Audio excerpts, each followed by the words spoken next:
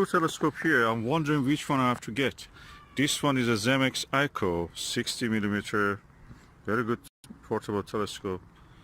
It's a butter smooth Konusuper telescope, 120mm, double the aperture of this one. Which one you think I should get? Difficult. I have to choose. Which one is the best?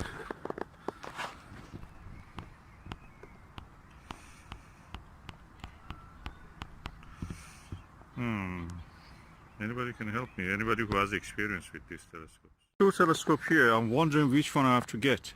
This one is a Zemex-Eikow 60mm, very good portable telescope. It's a butter smooth Konusuper telescope, 120mm, double the aperture of this one. Which one you think I should get? Difficult. I have to choose. Which one is the best?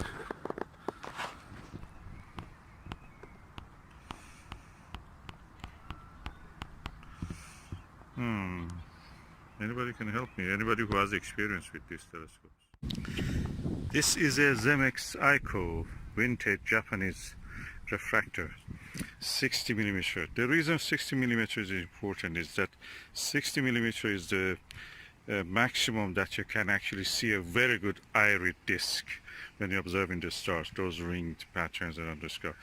And what you will see with these telescopes are really good quality.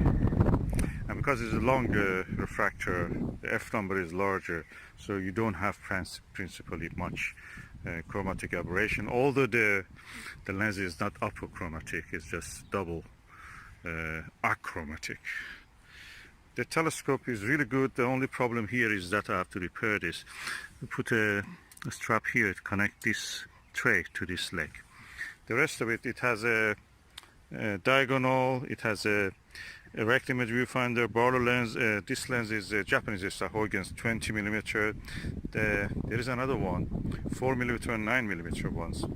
And the viewfinder is impressive. I built a lens cap for it, but there is no lens cap in this. And the view, I must say, that is good. It's impressive, better than what I thought.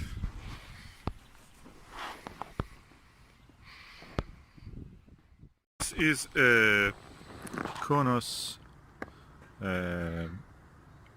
Konusuper 120 refractor. The focal point of this is 1000mm 1 meter, and the F ratio or focal ratio is 8.3 F number. And as you can see, this is a quite large telescope, 5-inch almost, and is a refractor. You can see the lens.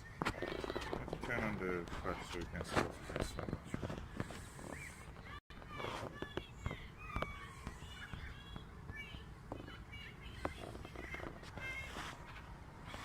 And it is on a CG5 mount, which is equal to EQ3, I think, and a little bit thicker than, bigger than EQ3. Quite actually smooth and lovely. The motions are really, it's one of the best mounts I've seen in this range. So easy to adjust and so easy to move the telescope. Look, every angle you can imagine it has balance. It's so easy to set it up. I'm looking forward to observe with this telescope Jupiter and probably Saturn, hopefully, and a little bit later, a little bit away from the morning times, more into PM times. So I'm really impressed by the quality of this mount. And these knobs, control knobs, are really good. They're chunky. You can hold them in their hand. It's almost like those space balls that existed with the Swift classic Japanese telescope. And you can see that Konus is an Italian company, but practically they are equal to a Skywatcher. They import the same from the same Chinese factory, and yeah, good quality. I have one Konus, and that's really good. That one 80mm one, really impressive. Let's see how is this one.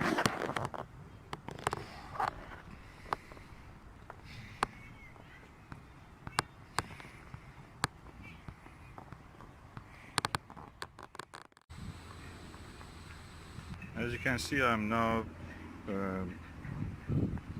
looking at a pine tree, and you can see the new pine coins are coming. The quality of the image is good, I can say.